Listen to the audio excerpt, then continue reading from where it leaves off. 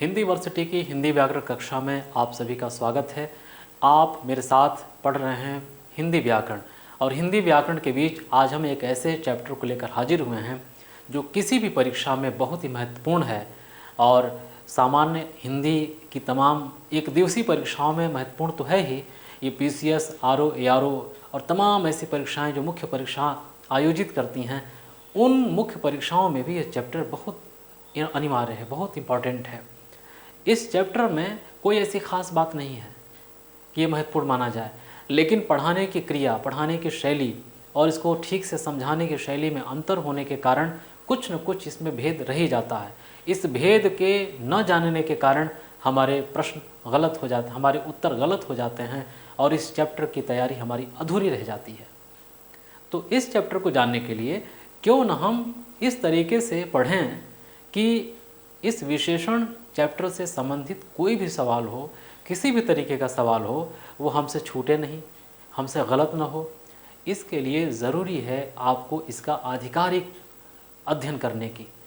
बाज़ार में इससे संबंधित जो भी पुस्तकें हैं, उन पुस्तकों में अनेक अनेक भ्रांतियाँ हैं।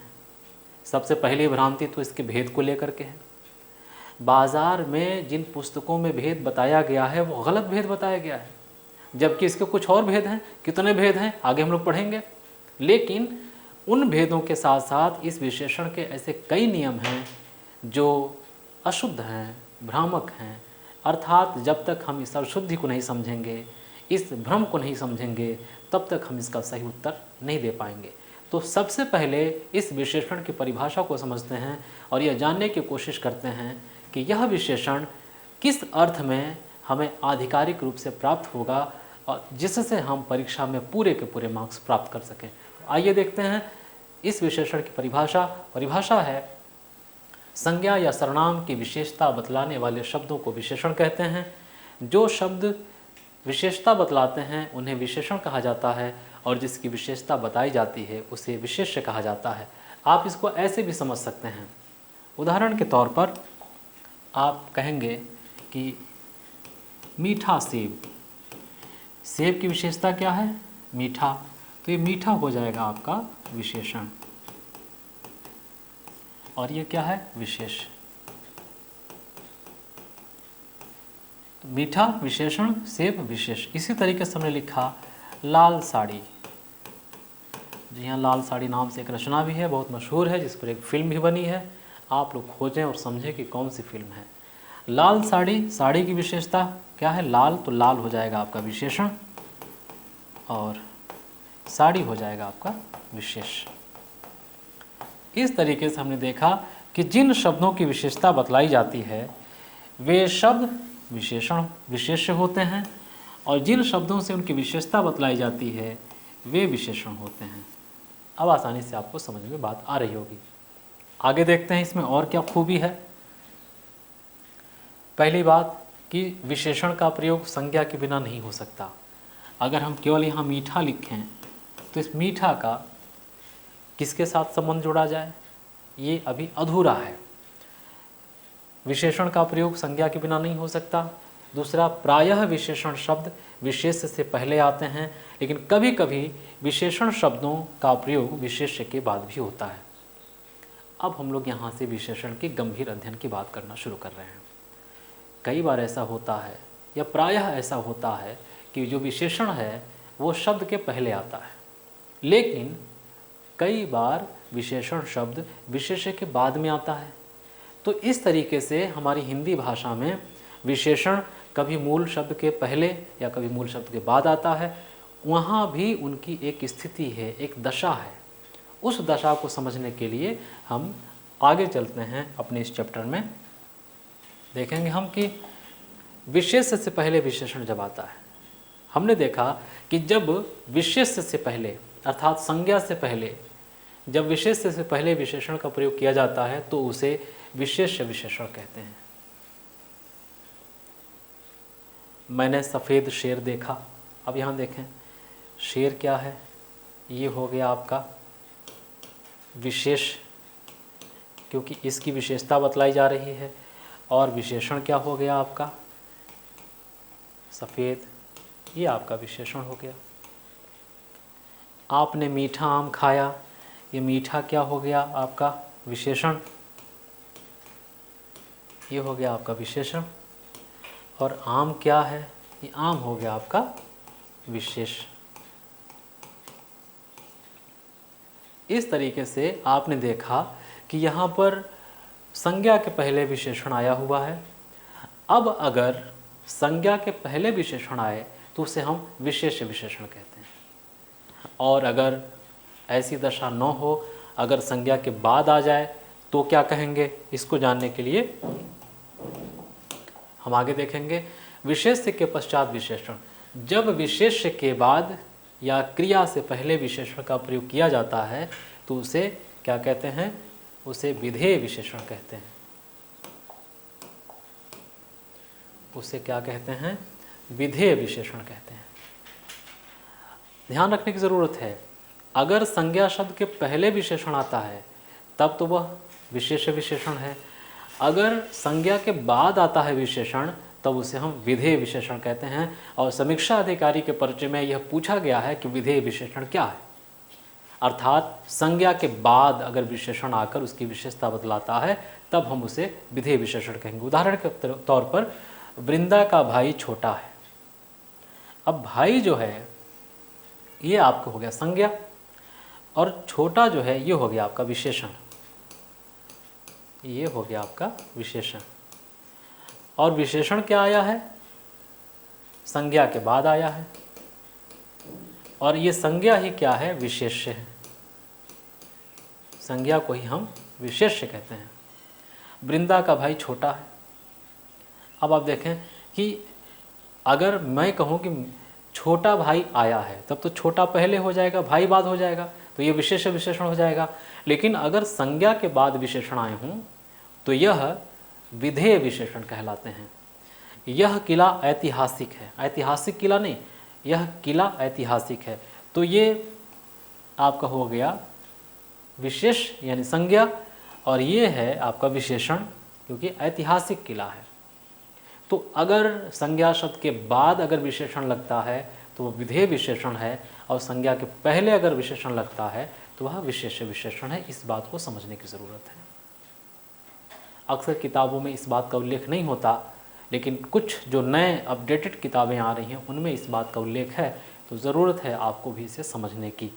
तो इस तरीके से हमने देखा विशेषण के दो प्रयोग हैं, एक संज्ञा के पहले विशेषण लगता है और एक संज्ञा के बाद लगता है। तो जो संज्ञा के पहले विशेषण लगता है उसे हम विशेष्य विशेषण कहते हैं। उदाहरण उसके ये दोनों हैं, मैंने सफ़ेद शेर देखा, आपने मीठा आम खाया। और अगर संज्ञा के बाद विशेषण लगता है तो उसे हम विधेय विशेषण कहते हैं।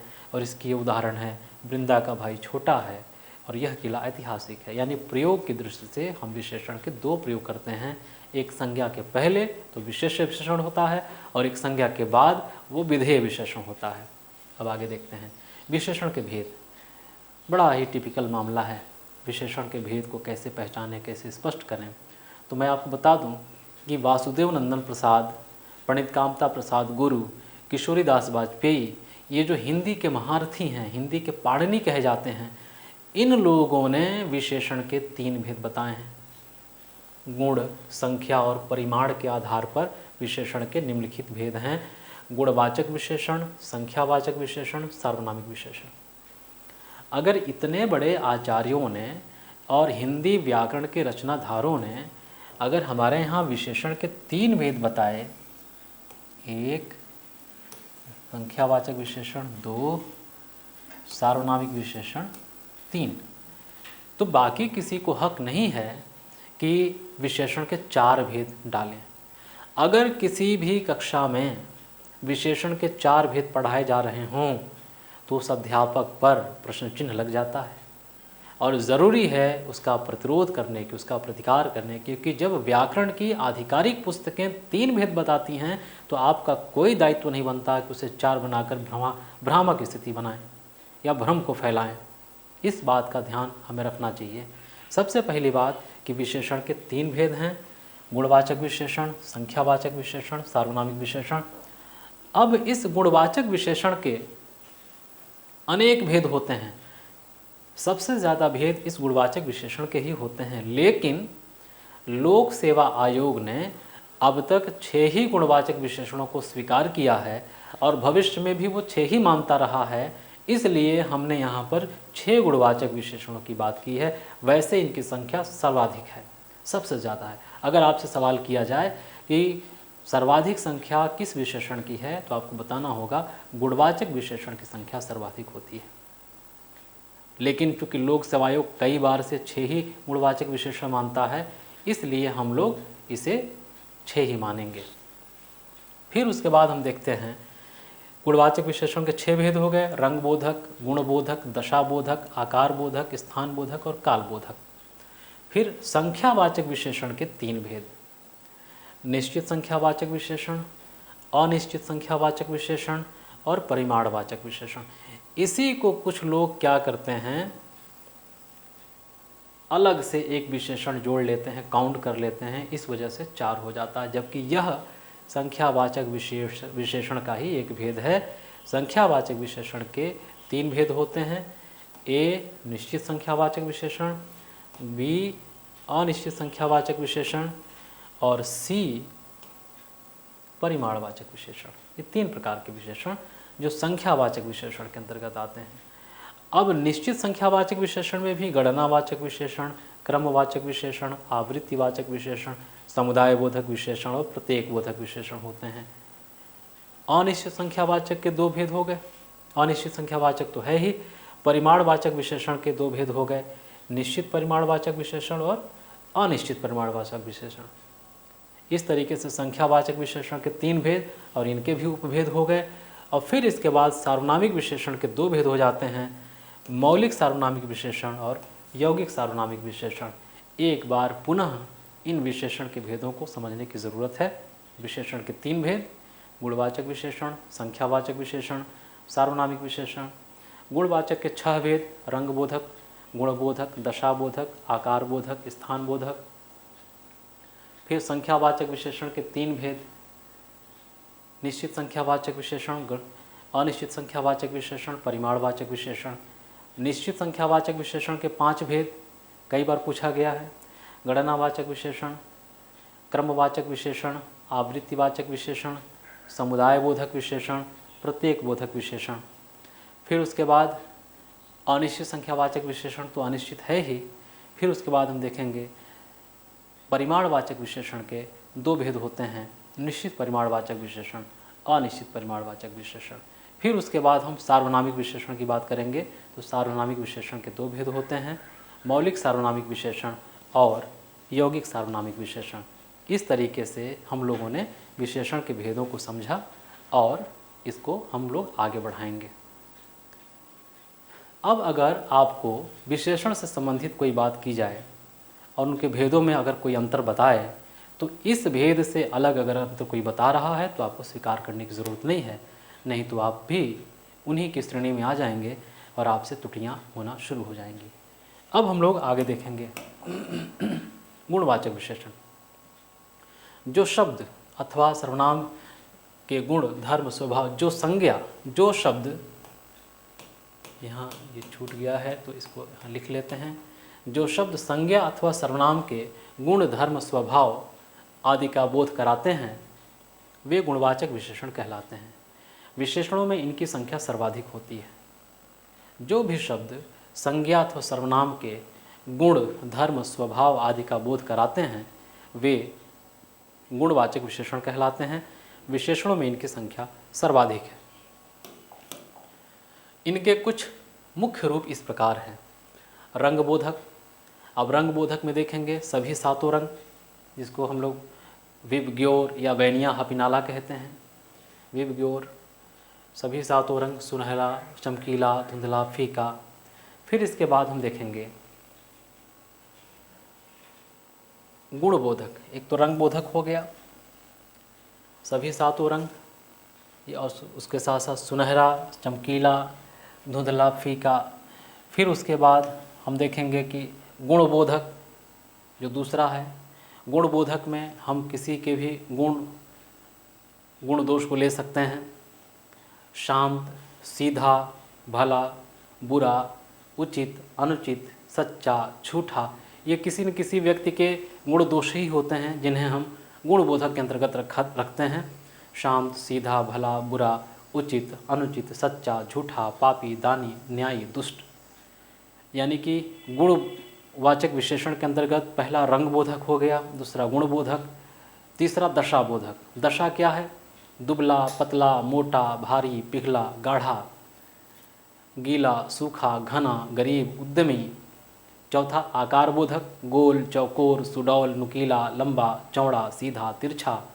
और पांचवा जो है स्थान बोधक, ऊपरी, भीतरी, बाहरी, उजाड़, चौरस, सतही, पूर्वी, पछिया, पछिया माने पश्चिमी, दायां, बायां, स्थानीय, देशीय, क्षेत्रीय, असमी, पंजाबी, अमेरिकी, भारतीय, ये सब के सब विशेषण गिने जाएंगे और इन सब का प्रयोग संज्ञा के पहले होगा। फिर छठा और अंतिम है कालबोधक। कालबोधक में हम समय सूचक शब्दों को लेते हैं, जैसे नया, पुराना, वर्तमान, भूत, भविष्य, प्राचीन, अगला, पिछला, मौसमी, आगामी। इस तरीके से हम लोगों ने गुणवाचक विशेषण के अंतर्गत 6 प्रकार के उसके गुणों को समझा और उन गुणों के अंतर्गत कौन कौन से शब्द आ सकते हैं, अर्थात वे कौन कौन से विशेषण शब्द हैं जो संज्ञा के पहले आकर उनकी विशेषता बतला सकते हैं, इनको हमने समझा। अब थोड़ा हम उदाहरणों के आधार पर समझेंगे। जैसे रंगबोधक गुणवाचक विशेषण में सभी 7 रंग हमने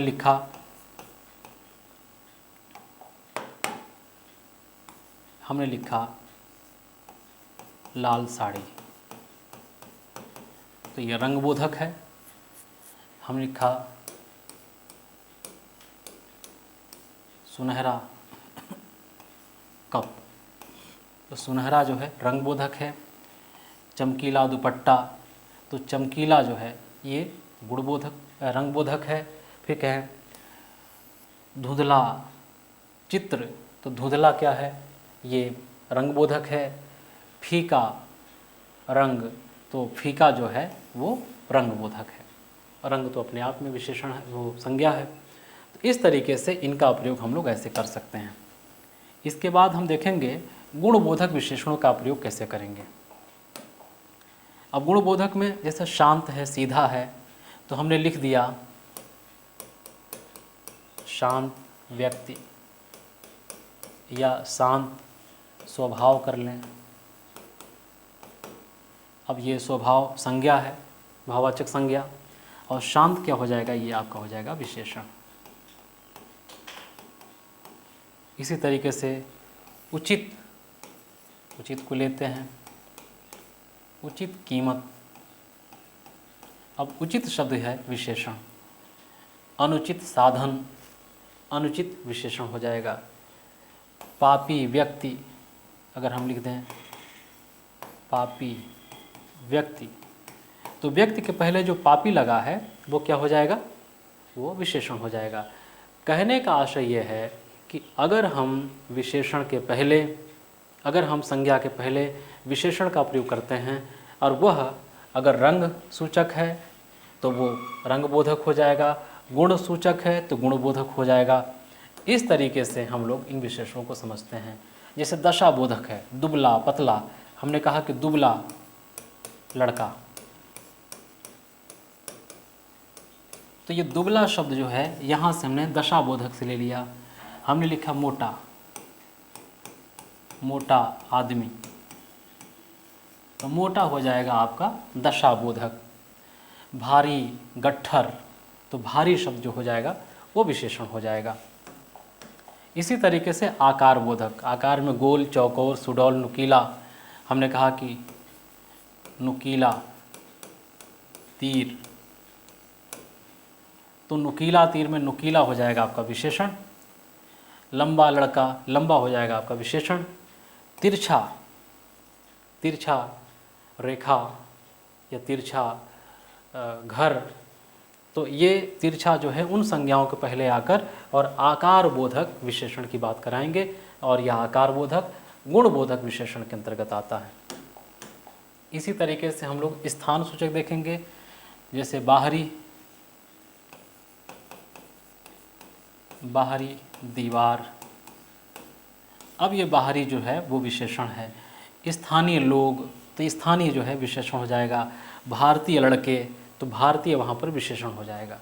इसी तरीके से काल बोधक विशेषण की बात करेंगे तो नया घर, पुराना घर, वर्तमान नियम या वर्तमान कानून या भविष्य योजना, इस तरीके के जो शब्द हैं वो समय सूचक या प्राचीन किला या मौसमी फसल या मौसमी फल, इस तरीके से शब्द अगर लग जाएं तो उनको काल बोधक विशेषण के अंतर्गत रखेंगे और यह काल बोधक विशेषण भी गुणबोधक विशेषण के अंतर्गत आता है। इस तरीके से हम लोगों ने विशेषण के पहले भेद अर्थात गुणवाचक विशेषण के अंतर्गत 6 विशेषणों के भेद को समझा, उपभेद को समझा और उनके उदाहरणों को भी समझा। इनको हम लोग समझने की कोशिश करेंगे और उदाहरण के साथ हम लोग इसका प्रयोग करेंगे। इस तरीके से एक बार फिर देख लें, रंगबोधक विशेषण, फिर गुणबोधक विशेषण, तीसरा दशाबोधक विशेषण, चौथा आकार बोधक विशेषण, पांचवा स्थान बोधक विशेषण और छठा कालबोधक विशेषण। अब इसके बाद कुछ उदाहरणों से हम इसकी बात को समझेंगे। उदाहरण के तौर पर अगर परीक्षा में आ जाए तो आप कैसे बताएंगे, वह गरीब आदमी ईमानदार है। ये जो आदमी है ये हो गया आपका संज्ञा और उसके पहले ये विशेषण लगा है गरीब। तो गरीब आदमी की विशेषता बता रहा है जो ये विशेषण है, और ये आदमी ईमानदार यानी ईमानदार आदमी, यह भी एक विशेषण है। तो त्रिकोण से हमने विशेष्य को लिखा है और गोले से हमने विशेषण को लिखा है, विशेषण को लिखा है, ये भी आपका विशेषण है और जो त्रिकोण है वो आपका विशेष्य है। इसी तरीके से राजस्थानी हिरणों का अवैध शिकार अपराध है। अब हिरण कौन से हैं, हिरण तो हो गया संज्ञा, ये हो गया आपका विशेषण राजस्थानी हिरण, स्थानवाचक विशेषण आ जाएगा। फिर शिकार ये है आपका संज्ञा। अवैध, वैध और अवैध 2 कैटेगरी होती है और ये दोनों विशेषण हो गए अगर संज्ञा के पहले लगे हैं तो ये हो जाएगा अवैध शिकार, यानी कि अवैध हो गया आपका विशेषण और शिकार हो गया आपका विशेषण। यानी कि इस वाक्य में 2 गोले यानी 2 विशेषण है और 2 त्रिकोण यानी कि 2 विशेष्य हैं। मुझे लाल गुलाब पसंद है। अब गुलाब हो गया आपका संज्ञा और उसके पहले विशेषण लगा है तो ये हो गया आपका विशेषण और ये हो गया आपका विशेष्य। इस तरीके से हमने देखा कि इन 3 वाक्यों में किस किस तरीके से विशेषण प्रयुक्त हुआ है और किस तरीके से हम विशेषणों को अलग करेंगे। अब आपसे सवाल ये पूछा जाएगा कि उपर्युक्त वाक्य में कितने विशेषण हैं? 2 विशेषण हैं और 1 विशेष्य है। गरीब और ईमानदार ये आदमी के साथ जुड़े हुए विशेषण हैं और आदमी विशेष्य है। ठीक उसी तरीके से राजस्थानी हिरणों का अवैध शिकार अपराध है। इसमें राजस्थानी और अवैध ये 2 विशेषण हैं और हिरण और शिकार ये दोनों विशेष्य हैं। ठीक इसी तरह मुझे लाल गुलाब पसंद है, तो इसमें लाल विशेषण है और गुलाब विशेष्य है। इसमें जो है केवल 1 विशेषण है और एक विशेषण और 1 विशेष्य है। इस तरीके से 3 उदाहरणों में हमने विशेषण विशेष्य को समझा। आगे देखते हैं गुणवाचक विशेषणों में। गुणवाचक विशेषणों में सा, सी, से सादृश्य पद सूचक जोड़कर और हम विशेषणों की संख्या कम कर सकते हैं, अर्थात और अधिक संख्या होने से बचा सकते हैं। जैसे बड़ा सा, छोटा सा। हम जानते हैं कि बड़ा तो एक विशेषण है ही, लेकिन जैसे ही अगर हम इसके साथ बड़ा सा कर लेते हैं, अगर हम बड़ा सा कर लेते हैं तो कोई और विशेषण लेने के बजाय हमने केवल सा जोड़ दिया और एक नया विशेषण तैयार। बड़ा सा घर, बड़ा घर नहीं बड़ा सा घर। बड़ा घर तो अपने आप में है ही और बड़ा सा घर तो हमें नया शब्द ढूंढने की जरूरत नहीं पड़ी, हमने केवल सा लगा दिया और एक विशेषता हमारे पास आ गई। हमने लिखा चांद सा, तो ये चांद सा, फूलों सा, पहाड़ सी, जब इस तरह का हम शब्द लिखते हैं तो ये योजक चिन्ह जरूर लगा लेते हैं और इससे हम एक ही से इन्हीं हम संज्ञाओं से हम विशेषण का भी रूप बना लेते हैं। अर्थात संज्ञा में सा सी से लगा करके हम लोग अपने विशेषणों की संख्या बढ़ने से रोक लेते हैं और उन्हीं से काम चला लेते हैं। जैसे कई गानों में विशेषण के लिए हम लोग संज्ञा शब्द के साथ सा सी से का प्रयोग कर लेते हैं। जैसे फूलों सा चेहरा तेरा, अब फूलों सा चेहरा तेरा, कलियों सी मुस्कान है, कलियों सी, तो फूलों सा यहाँ पर विशेषण हो गया, कलियों सी ये भी आपका विशेषण हो गया। या एक गाना और खूब पसंद किया जाता है कि चांद से महबूबा हो मेरी कब, ऐसा मैंने सोचा था। परीक्षा पास कीजिए, सोच भी आपकी पूरी हो जाएगी। अर्थात चांद से महबूबा, तो चांद सी, तो ये जो चांद सी है ये भी आपके विशेषणों में आते हैं। जब भी हम लोग सा सी से जोड़ते हैं तो वह समझ लीजिए संज्ञा शब्द अपने आप विशेषण में कन्वर्ट हो जाता है। तो बड़ा सा, पहाड़ सी ज़िंदगी, चांद सा चेहरा, फूलों सा, ये सब के सब हमारे गुणवाचक विशेषण के ही अंतर्गत आते हैं, जिनमें सा सी से जोड़कर हम विशेषणों को बढ़ने से रोक देते हैं और इन्हीं से काम चला लिया जाता है। आगे देखते हैं, इसी को समझाया है, बड़ा सा, छोटा सा, ऊंची सी, छोटी सी, पहाड़ सा, चांद सी। आगे संख्यावाचक विशेषण की बात करते हैं। संख्यावाचक विशेषण 1 2 3 4, 1 2 3 4।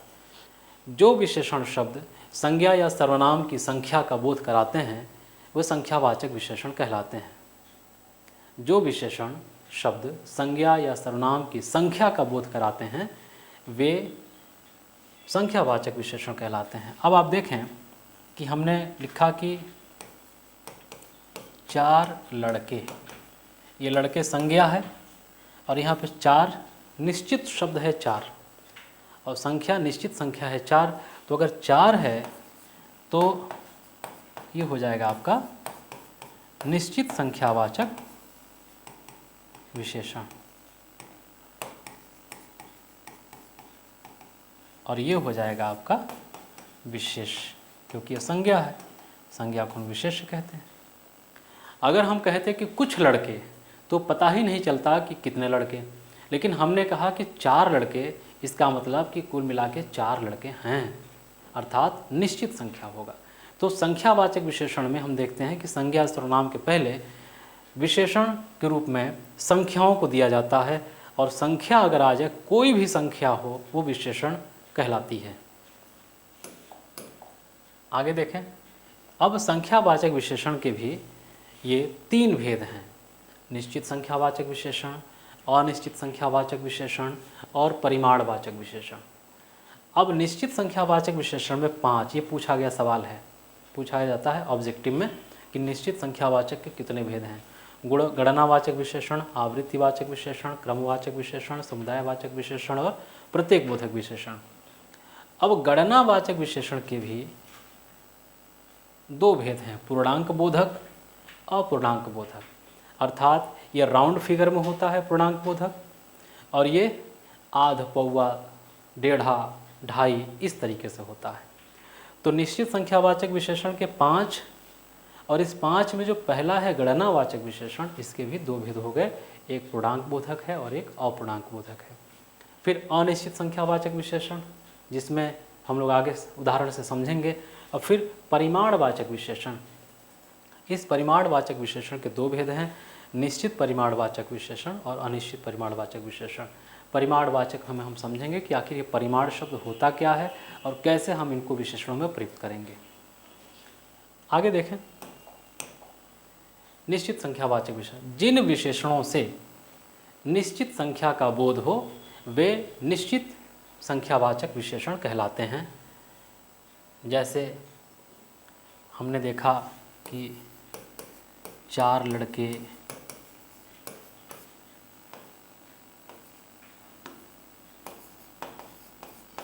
20 हाथी,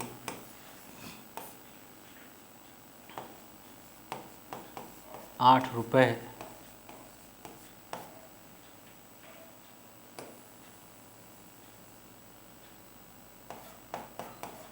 8 स्त्रियां।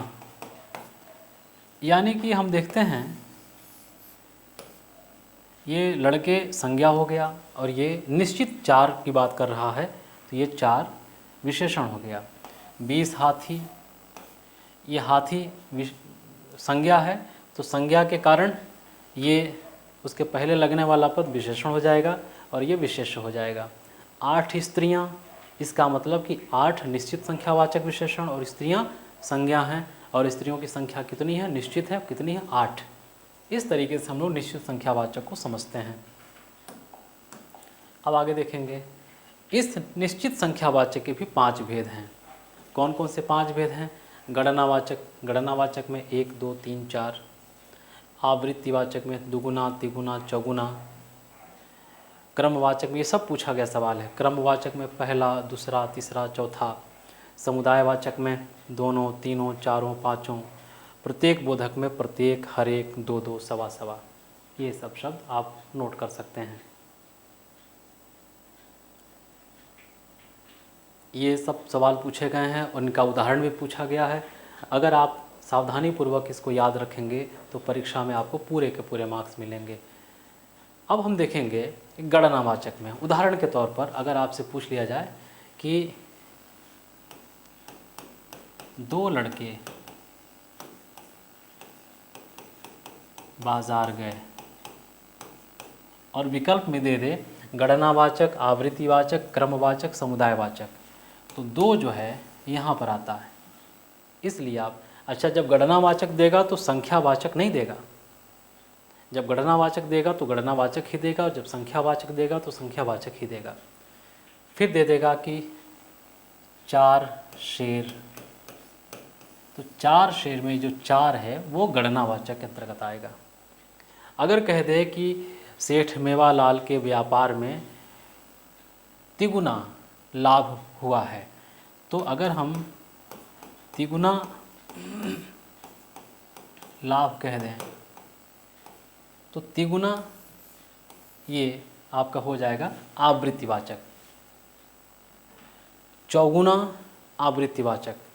लेकिन हम कह दें कि दूसरा लड़का सो रहा है, कक्षा में दूसरा लड़का सो रहा है, या हम दोनों के अलावा तीसरा लड़का नहीं जाएगा, तो जो तीसरा लड़का होगा, तीसरा लड़का, तो यह तीसरा संख्यावाचक तो है, लेकिन संख्यावाचक में भी यह क्रमवाचक है। तो इस तरीके से हमारे यहाँ वाक्य में दे करके सवाल आपसे पूछा जा सकता है। फिर उसके बाद समुदाय बोधक। अब देखा कि दोनों लड़कों में बांट दो, यह मिठाई दोनों लड़कों में बांट दो, तो ये जो दोनों है लड़कों के जो पहले लगा है, दोनों लड़कों, अब दोनों लड़कों लगा है तो दोनों क्या हो जाएगा, समुदाय बोधक। उदाहरण के तौर पर दोनों लड़कों में बांट दो। अब ये जो है दोनों शब्द है और ये लड़कों आपका संज्ञा हो गया। अब आप यहाँ देख सकते हैं कि दोनों क्या है, समुदायवाचक है। इसी तरीके से प्रत्येक बोध हम देखेंगे, प्रत्येक, हर एक, दो दो। अब हम कहें प्रत्येक खिलाड़ी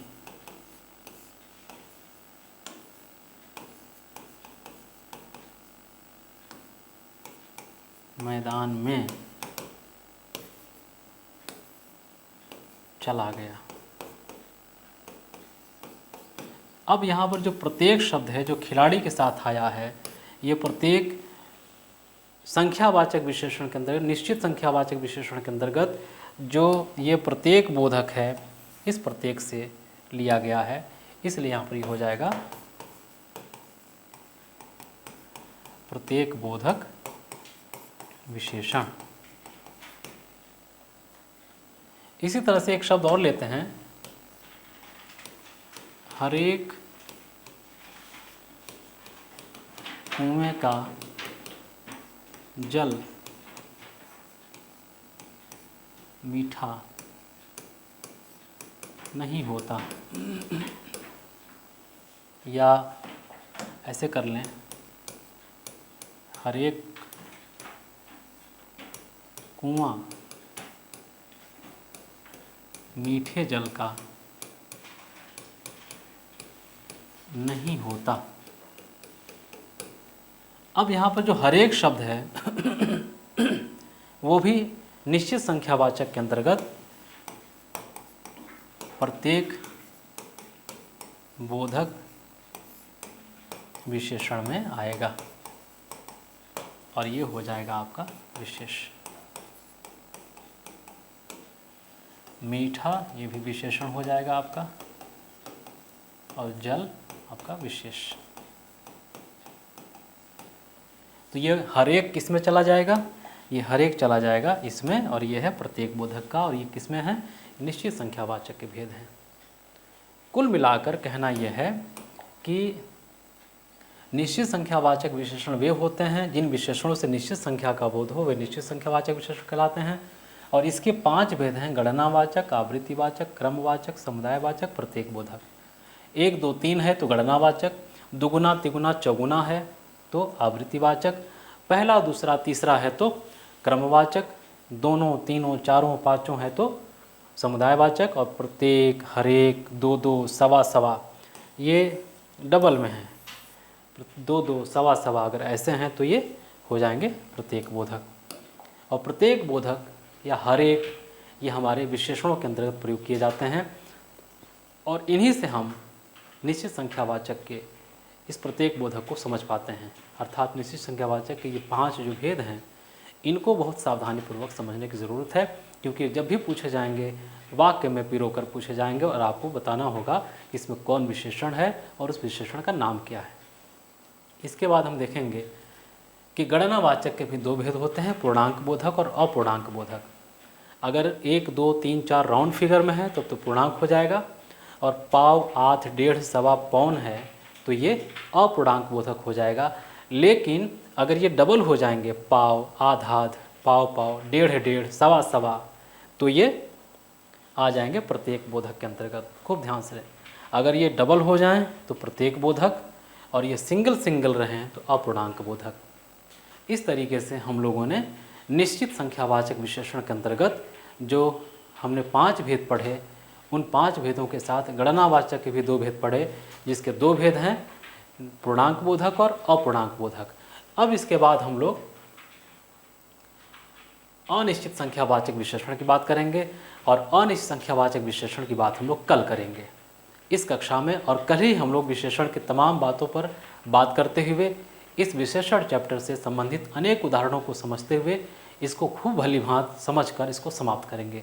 तो मुझे उम्मीद है कि यह कक्षा आपको अच्छी लगी होगी, ज्ञानवर्धक लगी होगी, और आपकी परीक्षा के लिए बहुत ही उपयोगी लगी होगी।